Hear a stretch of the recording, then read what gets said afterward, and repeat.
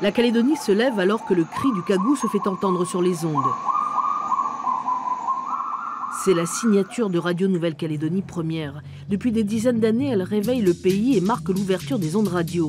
4 heures du matin, dépotron miné, l'équipe de journalistes dédiée à la matinale épluche les dépêches pour construire les journaux.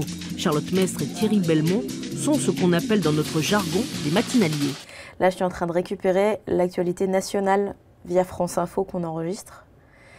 Et donc du coup, j'écoute ce qu'ils disent et puis je tape mes brèves en fonction. Et donc c'est pour ça qu'on n'entend rien, j'ai le casque pour pas déranger Thierry. Et voilà, et là je vais m'attaquer à mes brèves locales.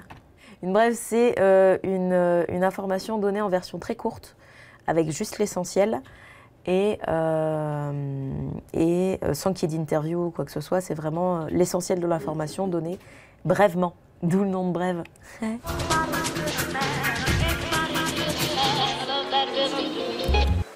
parti, Janine.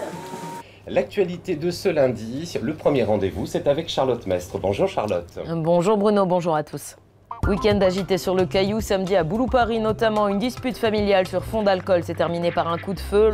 Il part à la retraite avec un 5e titre planétaire. On en reparle dans le journal des sports, ce sera à 6h15 avec William Lecrin. Merci beaucoup Charlotte, à tout à l'heure. À tout à l'heure. 5h30 pour un nouveau point sur l'actualité de ce lundi. C'est sûr que le matin, notamment en ce moment, en saison fraîche, où il fait nuit tard jusqu'à 6h30, c'est vrai que c'est une ambiance différente. La vie est en train de s'éveiller, la ville se réveille. Au niveau nation, on n'a rien, ma pauvre Lucette. C'est bien le Venezuela. Bah oui, ça fait longtemps. Il se passe des choses, on n'en parle que maintenant, mais ça fait un petit moment que ça dure au Venezuela. Bah voilà. Et en plus, c'est à côté de chez moi. On se couche très tôt, ça c'est sûr. Donc 19h30, 20h, je suis au lit.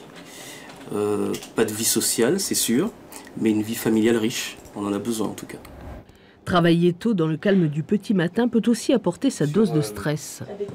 Il y a des gens qui appellent aussi, parfois il y a des accidents de voiture, donc il y a des gens qui appellent Bruno qui disent « ouais, là ça bouchonne, qu'est-ce que c'est que ce bordel » et tout ça. Donc nous après on prend les infos, on appelle les gendarmes, on voit et voilà. Il y a des trucs, c'est pas si fréquent. Et puis on a un réseau aussi, évidemment, comme tout bon journaliste. Mais c'est pas si fréquent. Mais oui, évidemment. T'as les cyclones où on est là, on passe la nuit là, parce que on fait de la présence à l'antenne et on fait des. Donc, ouais. Service, quoi. Oui, voilà, c'est ça. Hello. Ça va?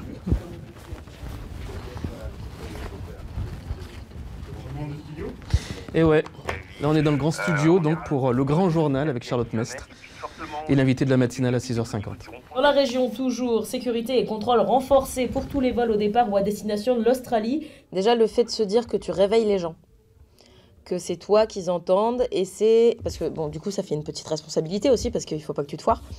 Mais quand tu te lèves, eh ben quand les gens se lèvent, c'est ma voix qu'ils entendent pour leur donner les infos, ce qui s'est passé dans la nuit, pour si possible leur donner des bonnes nouvelles. 8h30, la conférence de rédaction réunit les journalistes télé, radio et web. Pour l'équipe des matinales, la journée va s'achever. La relève des autres rendez-vous d'Info Radio se prépare.